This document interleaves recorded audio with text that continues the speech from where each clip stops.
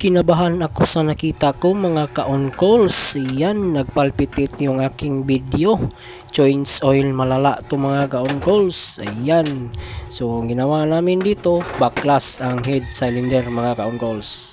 So, ito na nga mga ka-on calls. Nahati na namin yung black at saka cylinder head. Ayan, nilinis na ng kasama ko yan mga ka-on calls. Pero bago namin nalinis, ito ang tumambang sa amin mga ka-on calls.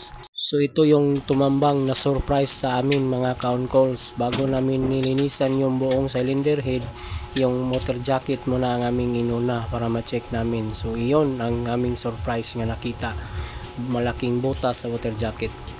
So yun na nga mga ka-on calls, natapos na namin tanggalin yung lumang water jacket at saka napalitan na rin natin ng bagong water jacket mga ka-on calls. Ito ating pinalit, ayan, bago na yung water jacket na yan mga ka-on calls. So yun lang ang problema, naghalo ang langis at saka tubig dahil sa butas na water jacket ng F6E engine. A few decades later.